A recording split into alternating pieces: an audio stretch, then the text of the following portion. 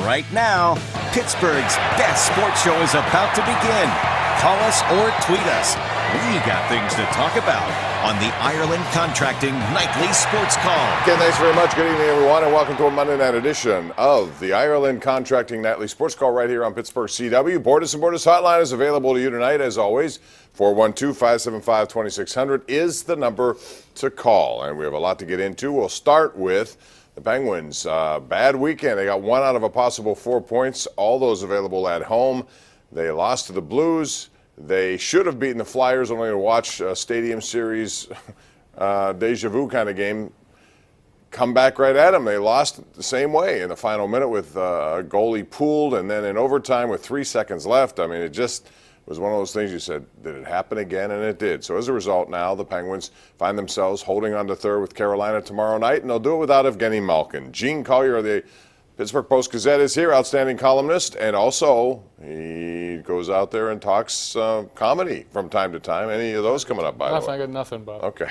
When you do, let us know, because I do Sure think will. it's, and if you've never seen Gene in concert, you should. It's funny.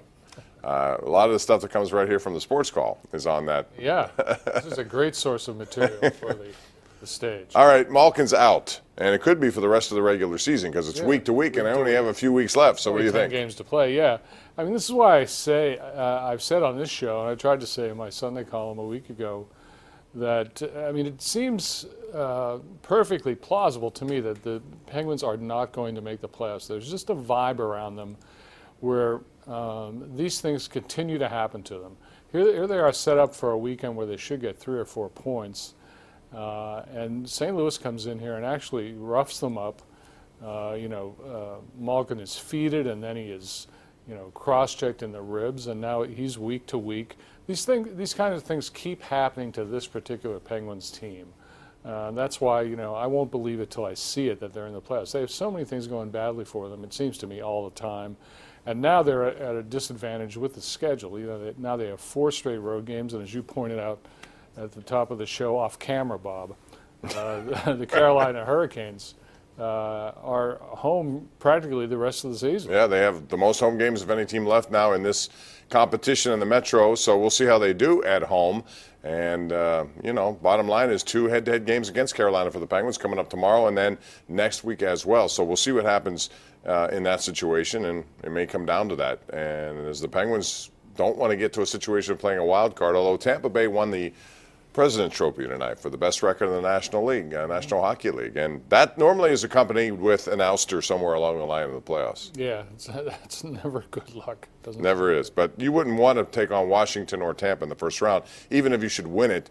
As I said today when we were on the radio, it's collateral damage. It's normally going to be a long physical series. You may lose a player or two to injury. Who knows how that's going to go. So to me, the best matchup is the New York Islanders, and just because they're ahead of their time, good team, young team, but inexperienced team, I think the Penguins could take advantage of that.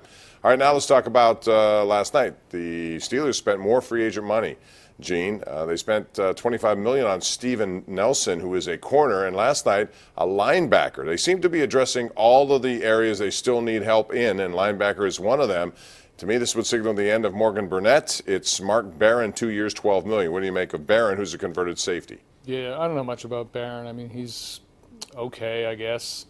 The team that drafted him couldn't get anything out of him. The Rams finally got some consistency out of him, but I don't know if he changes, the dynamic here in Pittsburgh. I still think their needs are the same, even though, they've gotten an inside linebacker, they've gotten a cornerback in free agency.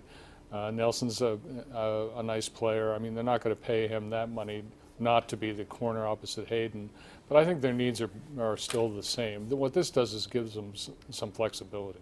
Yeah, which is very important as they head into the draft. Right. So we'll see what they do with it, and they still have a lot of picks. They can do some things in terms of trading up if the person they're looking for is available. Now let's talk about the Pirates, because today Neil Huntington said that Jung Ho Kang is your starting third baseman, Eric Gonzalez is your starting shortstop. Gene, any surprises there with you? Well, yeah, I'm surprised that Gung played well enough in spring training to win that job, although obviously he wasn't taking it off of Brooks Robinson. I'm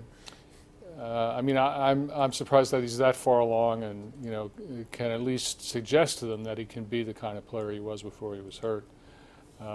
So that's interesting. And the Eric Gonzalez news, I mean, I think everybody realized that was a possibility. It's probably not great news for Kevin Kramer.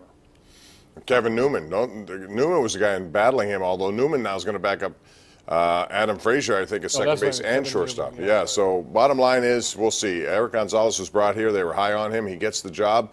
Will he be the answer there? They also have Cole Tucker waiting in the wings, as they do Key Brian Hayes down in AAA. He's being the third. I would imagine those two guys are going to be your starting third baseman and shortstop in the not-too-distant future. All right, we're going to take a break. 412-575-2600. Lots to talk about. Get on the line. Let us know what you think right here live on Pittsburgh CW. The Ireland Contracting Nightly Sports Call is brought to you by Ireland Contracting, celebrating 25 years as Pittsburgh's #1 home exterior expert in roofing, siding, windows, and gutters, where honesty and integrity still matter.